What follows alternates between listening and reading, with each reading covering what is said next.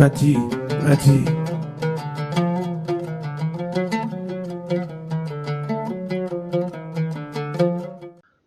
Assalamualaikum warahmatullahi wabarakatuh. Bismillahirrahmanirrahim. Untuk mahasiswa tafsir hadis, saya akan baca mulai bab tawassul, bab 6, sampai kira-kira nanti sekitar 1 jam. Lalu saudara saya beri pertanyaan-pertanyaan atau tak suruh merangkum. Jadi saudara harus mendengarkan materi sampai selesai, baru bisa menjawab pertanyaan-pertanyaan atau merangkum. Yang nilainya segera kami proses untuk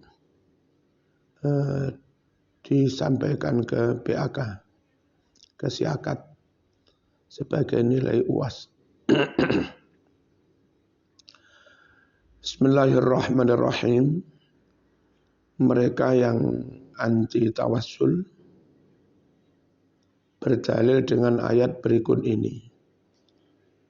Qala Allah Ta'ala, ma na'buduhum illa liyuqarribuna ilallahi zulfa. Ketika orang musyrik ditanya, mengapa kalian menyembah berhala-berhala? Mereka menjawab, tidaklah kami menyembah berhala-berhala itu kecuali dengan maksud agar para berhala-berhala itu mendekatkan kami kepada Allah dengan sedekat-dekatnya. Mereka punya nalar orang jahiliyah yang menyembah berhala dengan tujuan agar para berhala mendekatkan mereka kepada Allah, itu saja sudah disebut musyrik. Maka kalau ada orang Islam berziarah kubur dengan bertawassul pada para wali agar doanya, hajatnya lekas terkabul, itu ya mirip-mirip dengan orang jahiliyah yang menyembah berhala dengan maksud agar para berhala itu mendekatkan mereka kepada Allah. Nah, kalau dengan melakukan begitu orang jahiliyah musyrik, maka para peziarah yang bertawassul dengan para wali juga musyrik. Ini dalil mereka menentang tawassul.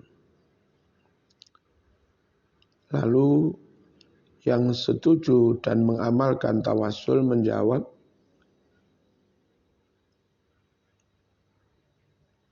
ayat ini sama sekali tidak membahas tawassul. Ayat ini sekedar menginformasikan apa alasan kaum jahiliyah menyembah berhala-berhala. Jadi kalau ini dijadikan dalil melarang tawassul, itu dengan cara mengkiaskan orang yang tawassul dengan para penyembah berhala. Dalam kaidah kias, ada kaidah al-qiyasu ma'al fariqi batilun. Mengkiaskan dua hal yang berbeda itu batal. Nah, orang yang tawassul kamu musyrikkan dan kamu kiaskan dengan jahiliyah yang menyembah berhala, itu mengkiaskan dua hal yang beda. Di mana bedanya? Orang penyembah berhala memang meyakini ada sesembahan selain Allah. Mereka punya Tuhan Uzza, Lata, Manata, punya Tuhan Hubal. Sedangkan Muslim yang berziarah dan bertawassul, itu mereka ikrarnya asyhadu an la ilaha illallah qul huwallahu ahad.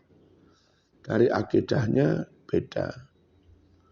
Orang jahiliyah kalau menyembelih Bismillah wal Uzza. Tapi kalau orang Islam meskipun suka Bismillah tapi Bismillah. Orang jahiliyah di depan berhala sujud-sujud menyembah. Sedangkan orang yang tabarukan, tawasulan, ziarah enggak ada yang sujud kepada makam. Orang jahiliyah doanya, mintanya kepada para berhala itu. Sedangkan umat Islam yang ziarah dan tawasul mintanya kepada Allah. Tapi dengan berucap, ya Allah, dengan berkat dan wasilah karomahnya para wali ini, kami minta ini, mintanya kepada Allah.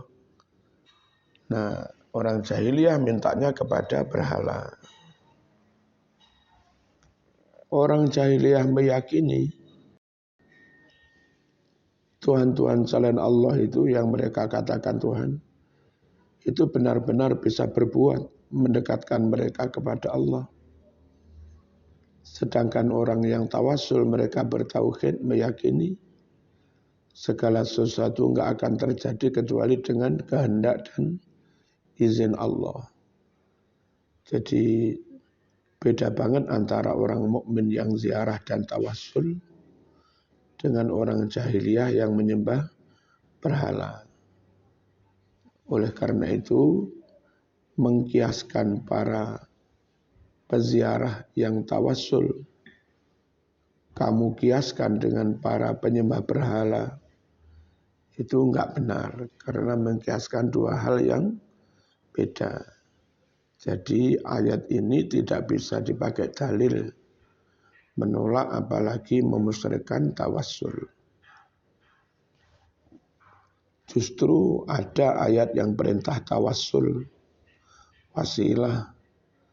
Wa qala aidan Allah berfirman, ya ayyuhallazina amanu taqullaha wabtaghu ilaihil wasilah. Wahai orang-orang yang beriman, bertakwalah kalian kepada Allah, wabtaghu dan carilah olehmu ilaihi kepada Allah. Al-wasilah cari wasilah, cari lantaran apapun yang sekiranya bisa menyebabkan doamu lekas diijabah Allah. Beramal soleh, bertaubat, beristighfar sebelum berdoa. Itu wasilah agar doanya lekas dikabulkan. Berbelas kasih, berbagi kepada para hamba. Bagi sedekah, bagi santunan ke anak yatim. Bagi-bagi berkat. Itu amal soleh dengan harapan doanya lekas dikabulkan. Berdoa dengan mengundang para ulama, para orang soleh, para wali, itu juga wasilah supaya doanya lekas dikabulkan. Atau sowan kepada para wali, para ulama, baik yang masih hidup atau yang sudah mati. Dekat dengan para kekasih Allah, itu juga menjadi wasilah, cara supaya doa lekas dikabulkan Allah. Nah yang kayak begitu diperintah, jangan malah dilarang. Mana perintahnya? Wabtaghu ilaihil wasilah. Carilah wasilah kepada Allah. Siapapun enggak boleh alergi, kagetan kalau ada sebutan wasilah. Begitu ada orang sebut wasilah, konotasinya langsung musyrik. Ojo kagetan.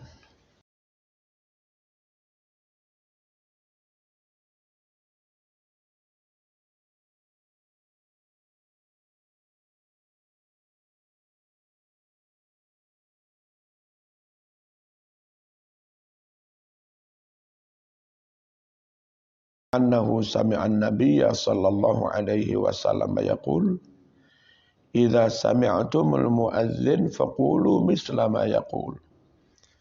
Jika kalian mendengar muadzin, maka ucapkan apa seperti apa yang diucapkan muadzin itu. Tsumma shallu alayya. Lalu setelah itu bersolawatlah kamu kepada saya, kata Nabi. Fa innahu man shalla alayya salatan sallallahu alaihi biha ashran. Sungguh orang yang bersolawat kepadaku sekali solawat, Allah akan membalasnya 10 kali. Nah setelah itu semasalu lalu mintakan olehmu semua Allah kepada Allah li buat saya al-wasilata mintakan wasilah. Jadi jangan alergi dengan istilah wasilah. Wong malah Nabi saja minta supaya umatnya ini memintakan wasilah kepada Allah untuk kanjeng Nabi. Ati Muhammadanil wasilah. Itu kalau doa azan itu. Bismillahirrahmanirrahim. Fa innaha manzilatun fil jannah la tambaghi illa li'abdin min ibadillah. Sungguh wasilah itu satu kedudukan tinggi di surga yang mana itu tidak patut kecuali hanya untuk satu hamba. Jatah tempat duduk hanya untuk satu hamba di antara para hamba Allah. Wa arju an akuna ana huwa. Kata Nabi, saya optimis kalau akulah dia itu.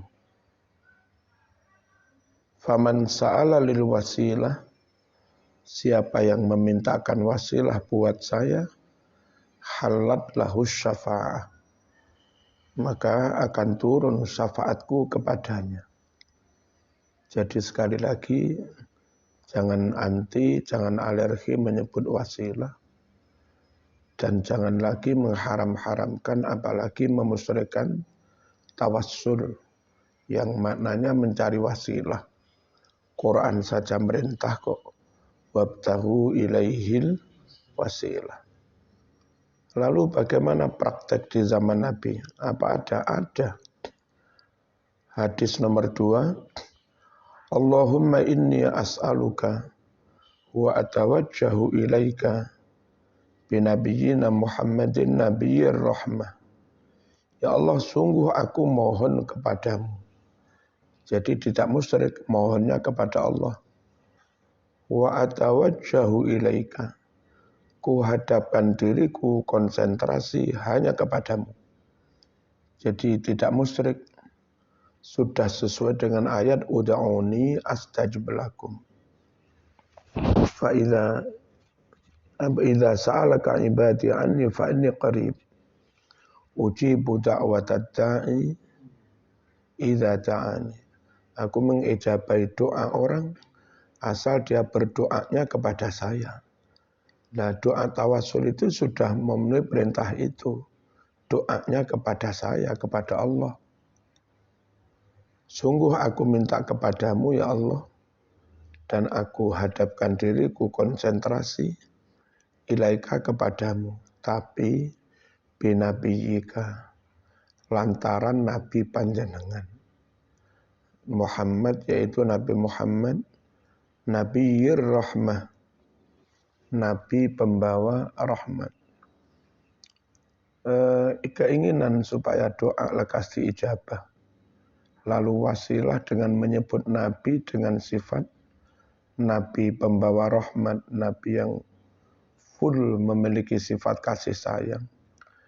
Itu mengisyaratkan kepada kita agar kita juga punya perilaku, sikap yang full penuh kasih sayang dengan makhluk-makhluk Allah, dengan tanaman, dengan hewan-hewan. Jangan siksa mereka. Apalagi kepada umat manusia.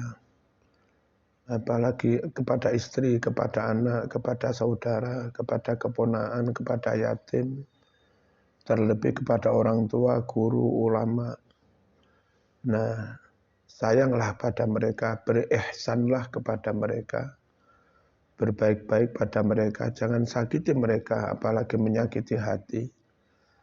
Itu kalau kita punya sifat seperti itu, maka zaman punya sifat sudah mendekati sifatnya Nabi. Ya bukan dekat banget, Nabi lumayan. Nah itu juga menjadi wasilah agar doamu lekas dikabulkan. Termasuk menyebut nama Nabi dengan sebutan Nabiyir Rahmah. Nabi pembawa rahmat, wa ma arsalnaka illa rahmatan lil alamin.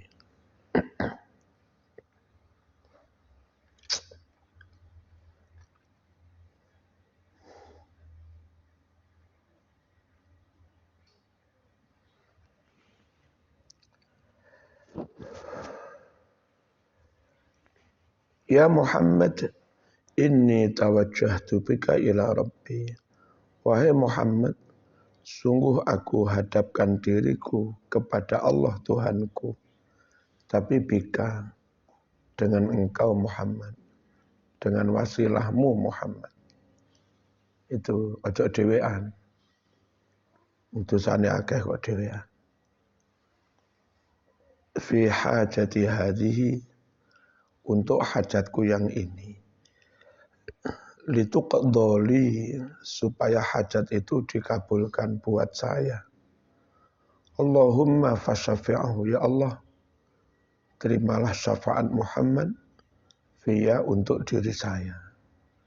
Ini tuntunan tawassul dari Kanjeng Nabi. Saya ngambilnya dari Bulughul Maram. Rawahu Tirmidzi, Ibnu Majah dan Hakim. Sanad hadisnya sahih. Berikut contoh tawassul menyebut amalnya masing-masing. Rawayna fi sahihayil Bukhari wa Muslim hadisa ashabil ghar. Saya riwayatkan di dalam kitab Sahih Bukhari Muslim hadis tentang orang-orang yang terperosok di dalam gua. Namanya mereka terkenal disebut ashabul ghar, para penghuni gua. Mungkin sempat berjam-jam terjebak di dalam gua. Ani bin Umar radhiyallahu anhu qala qala Rasulullah sallallahu alaihi wasallam yaqul. Sami'tu, aku mendengar Rasulullah sallallahu alaihi wasallam yaqulu, Rasul bersabda, intalaqa salasatu nafar mimman kana qablakum. Berangkatlah 3 orang dari umat sebelum kamu.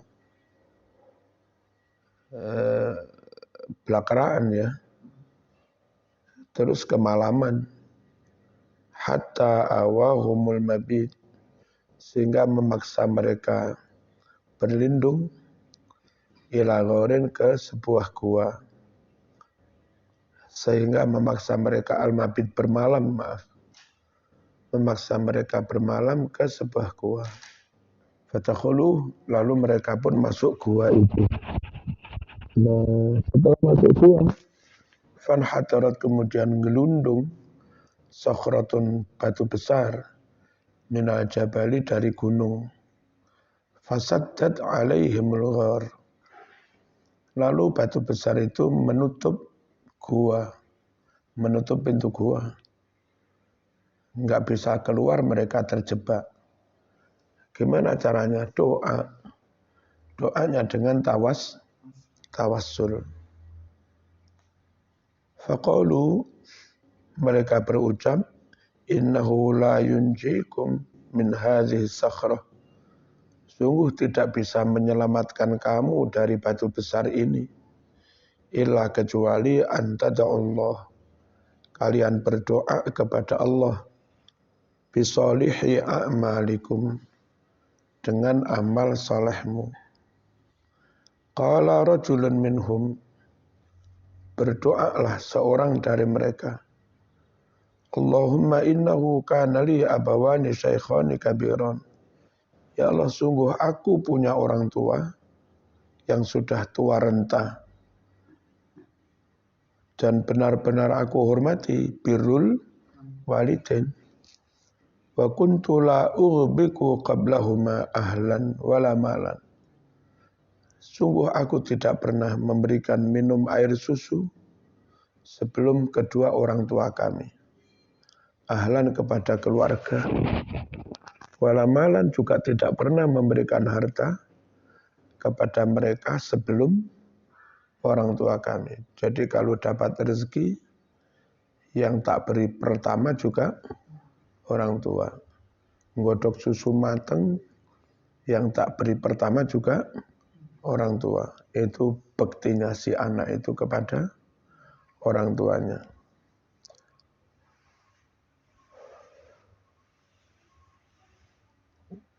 Yang satunya hampir zina nggak jadi bertaubat. Yang satunya sosok pengusaha yang memberikan hak sepenuhnya kepada para karyawan. Nah, wa anna kulla wahidin minhum qala fi salihi amalih. Dan bahwa masing-masing dari mereka berucap, berdoa dengan amal solehnya.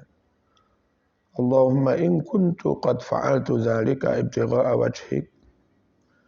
Ya Allah, jika aku melakukan hal itu semua semata-mata mengharap ridhamu, fafarij, maka bukalah ya Allah anna dari kami ma sesuatu nahnu fihi yang kami terjebak di dalamnya.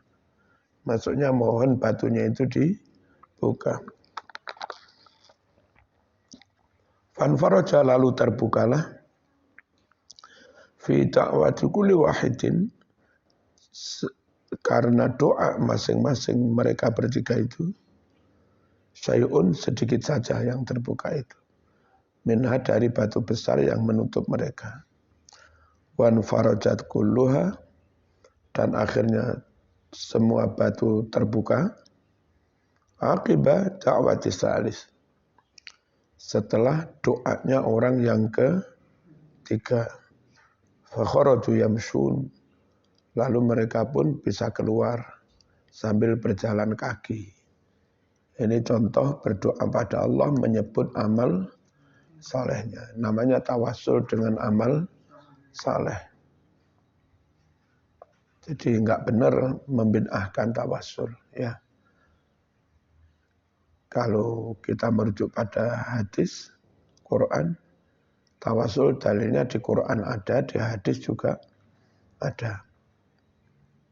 Perintah ada, cerita juga ada.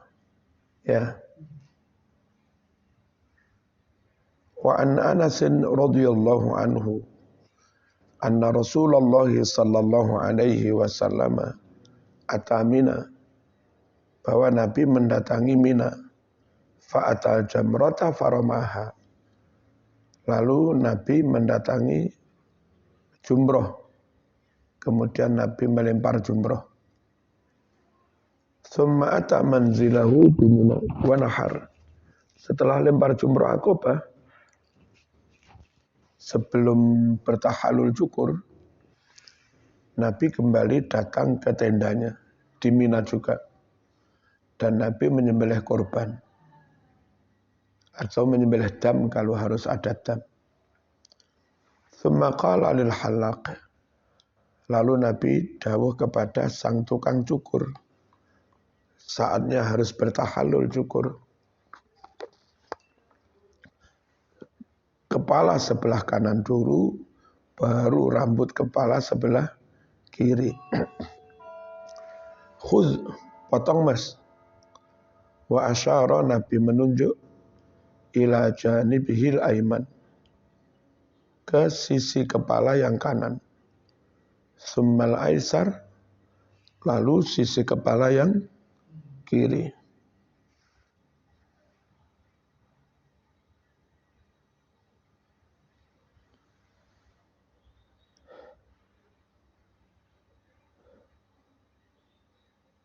Summa ja'ala yu'tihin nas, lalu Nabi langsung membagi-bagi rambut itu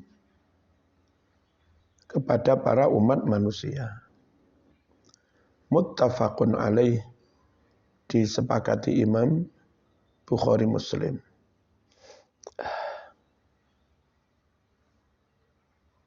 Wa an Sahal bin Sa'ad radhiyallahu anhu anna Rasulullah sallallahu alaihi wasallam utiya bisyarab. Diriwayatkan dari Sahal bin Sa'ad bahwa Rasulullah sallallahu alaihi wasallam diberi minuman. Fa syariba minhu. Lalu Nabi pun minum dari sebagian minuman itu. Wa an yaminihi ghulam wa an yasarihi asyakh. Sebelah kanan ada si anak kecil, sebelah kiri ada orang-orang tua. Faqala lil ghulam. Lalu Nabi dawuh kepada si anak kecil yang duduk sebelah kanan, yang seyogjana giliran minuman itu diberikan kepada si anak kecil karena duduk di sebelah kanan. Ata'dzanu li an u'tiya haula. Apakah kau izinkan saya memberikan minuman ini kepada orang-orang yang tua ini? Faqala al-ghulam, si anak kecil berucap, la wallah, tidak demi Allah. Ternyata sahabat pun juga enggak ingin kehilangan sisa minumnya Kanjeng Nabi, tabarukan ya. La usiru binasibi minka ahadan. Aku tidak akan mengalah dengan jatahku kepada seorang pun. Fatallahu, kemudian meletakkan gelas itu Rasulullah sallallahu alaihi wasallam biyadihi, di tangan si anak kecil itu. Muttafaqun alaih, disepakati Imam Bukhari Muslim. Wa an Ummi Sabit Kabsyah binti Sabit, yaitu saudara perempuannya Hasan bin Sabit, penyair. Ini Sabit terus radhiyallahu anhuma. Kok tulisannya gandeng? Radhiyallahu anhuma. Qalat, mengucap si Ummu Sabit, takhala, bertamu dayuh alayya, kepadaku Rasulullah sallallahu alaihi wasallam. Fasyariba min fi qirbatin. Lalu Rasul minum dari mulutnya kendi. Wa alaqatin, kendi itu digantung. Minumnya qaiman, sambil berdiri. Jadi meskipun Nabi melarang minum berdiri, tapi dalam keadaan tertentu Nabi sendiri juga kadang minum berdiri. Ini menjadi qarinah bahwa larangan secara lisan minum berdiri itu tidak sampai larangan haram. Jadinya larangan makruh. Andai haram, Nabi nggak mungkin melakukannya. Nah, yang lucu perilaku perempuan si namanya Ummu Sabit ini. Begitu melihat cucunya akan dipakai minum Nabi, diemut. Faqumtu, aku langsung berdiri. Ila fiha, menuju ke mulutnya kendi itu. Faqatatu, lalu aku potong mulut kendi itu. Ngalap barokah. Wa innama, sungguh penyebab alasan qata'atha, si perempuan itu memotong kendi.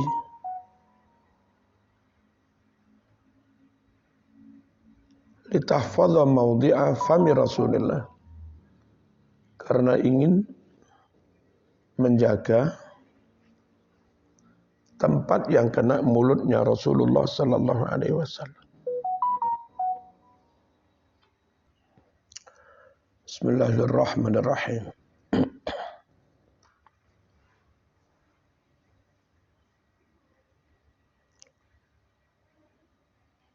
Dia potong kendi itu untuk maksud menjaga tempat yang pernah diemut Kanjeng Nabi wa tatabarraka bih, dan karena dia ingin ngalap barokah, wa tasunahu 'anil ibtihal, dan menjaganya jangan sampai kotor.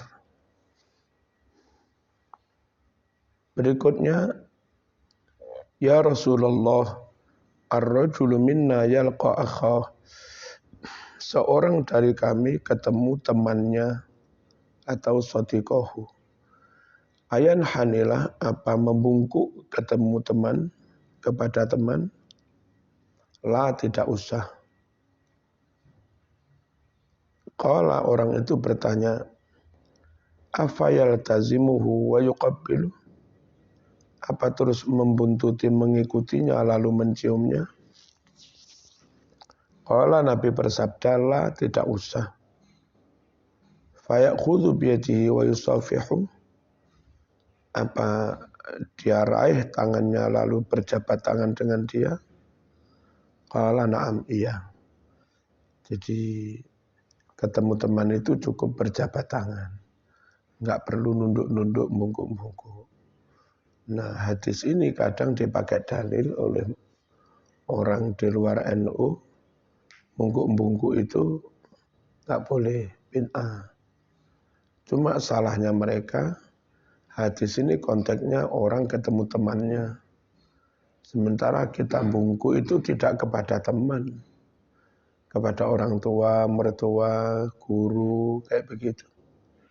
Nah, kalau zaman kepada mereka enggak bungkuk, berarti kamu memperlakukan orang tua, mertua, guru sama dengan perlakuanmu kepada teman. Nah, itu yang enggak benar sampean.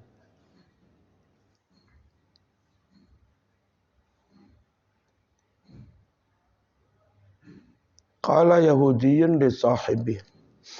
Ada seorang Yahudi bilang kepada temannya, idhab bina ila hadzan nabi sallallahu alaihi wasallam. Fa'ataya Rasulullah sallallahu alaihi wasallam. Fasa'alahu an tis'i ayatin bayyinat.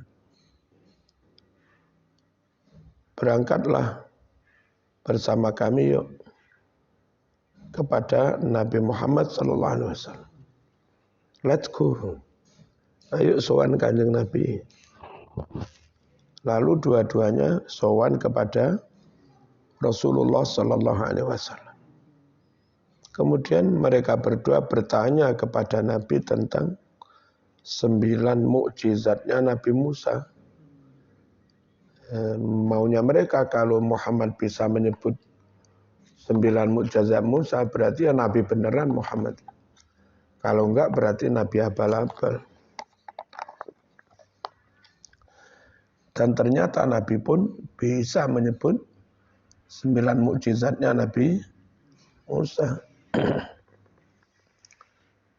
Faqabbala yadah. Lalu dua-duanya setelah yakin Muhammad itu Nabi, hormatnya Masya Allah.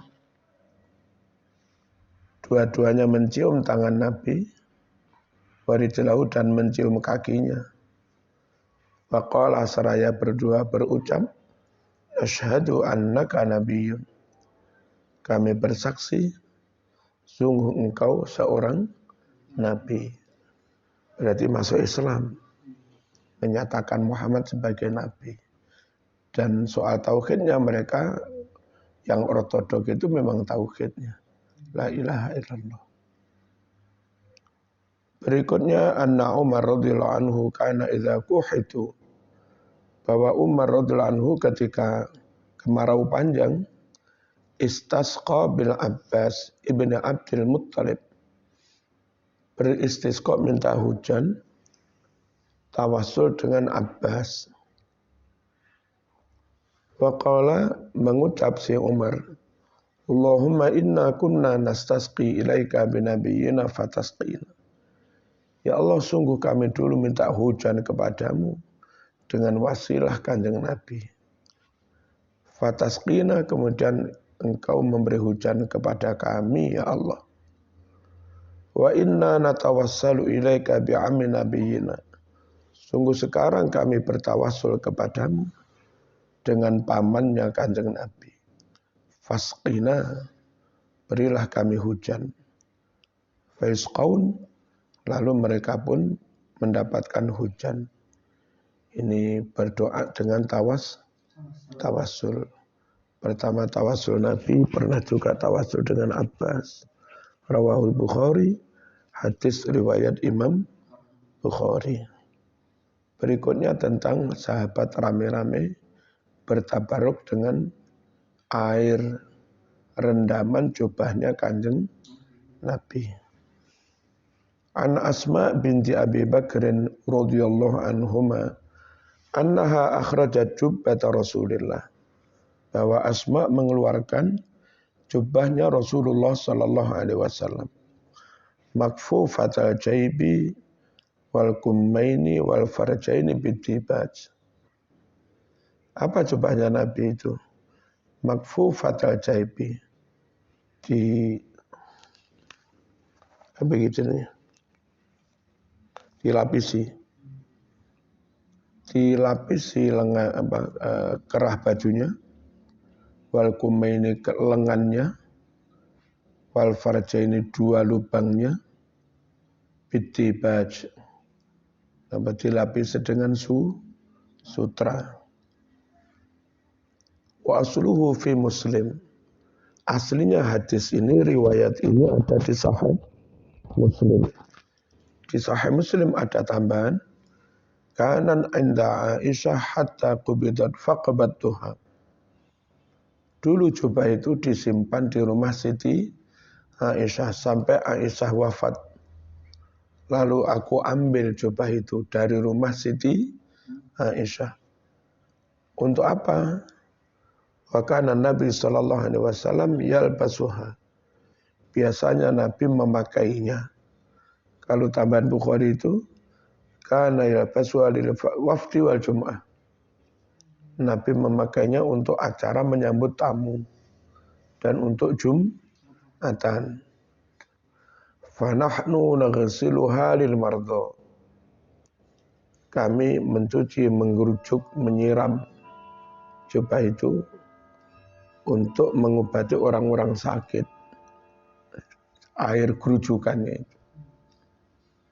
Yustasfa biha, berharap kesembuhan lantaran jubah. Nah, kayak begitu tawassul, tabarruk, ya. Dengan keyakinan semua yang mentakdirkan Allah. Tapi kan ya secara zahir nggak sama pakai jubahnya Nabi sama pakai jubahnya Abu Jahal, ya. Meskipun semua yang mentakdirkan Allah sebetulnya bisa mentakdirkan keberkahan lewat jubahnya Abu Jahal. Tapi Allah kan nggak mau nyatanya. Begitu. Itu sunnah Allah, ya. Walan tajida li sunnatillahi tabdila.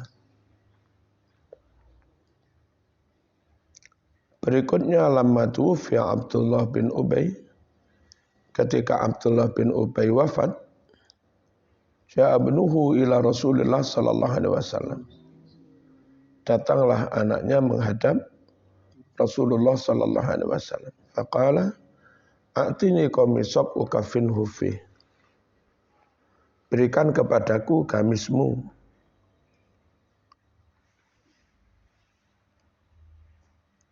Aku buat mengkafani bapak saya.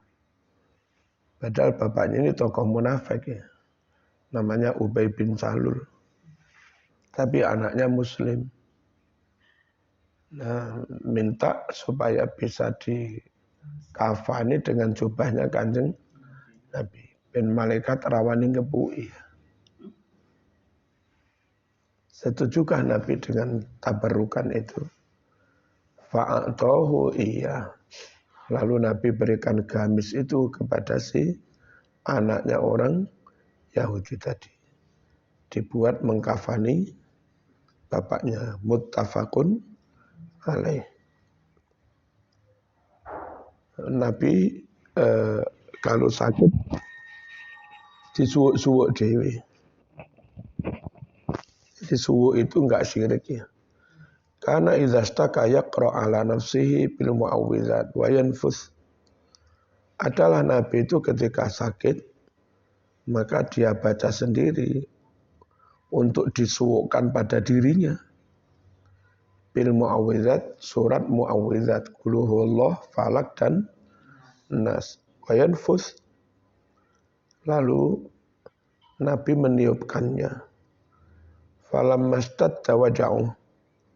Ketika semakin parah sakitnya, kuntu aqra alaihi wa amsah biyadi. Aku yang membacanya, kata Aisyah, tapi aku usapkan ke tangannya Kanjeng Nabi. Aku ucapkan dengan tangan. Aku usap dengan tangannya Nabi. Jadi kalau Nabi itu membaca ditiupkan ke tangannya, lalu tangan Nabi itu diusap-usapkan sekujur tubuh. Nah, ketika Nabi parah sakitnya, Aisyah yang baca. Oleh Aisyah ditiupkan ke tangannya Nabi, tidak ke tangannya Siti Aisyah. Lalu tangannya Nabi itu yang dia usapkan ke tubuhnya Kanjeng Nabi. Enggak tangannya Siti Aisyah, padahal yang baca Siti Aisyah. Kenapa? Roja'a barokatiha. Karena mengharap keberkahan tangannya Kanjeng Nabi. Ini lagi-lagi dari dulu dalam Islam itu ada tabarruk, ada tawasul. Nah ini para mahasiswa bab tawasul ini cermati dengan baik, sarikan dengan baik, ditulis tangan,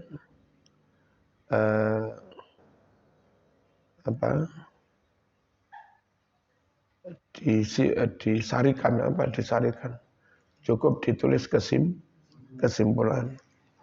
Lalu ada 2 hadis, 3, tak minta ditulis Arabnya lengkap plus terjemahannya dan harokatnya, semuanya pakai tulisan tangan. Itu hadis nomor 4, hadis nomor 5 dan nomor 6. 4, 5, 6 tulis kembali pakai tangan, terus diharokati,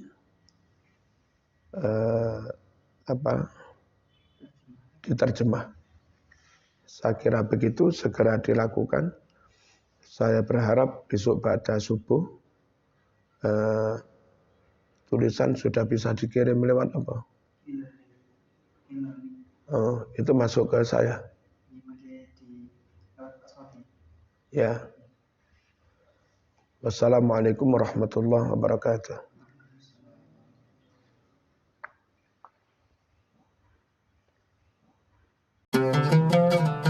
Ngaji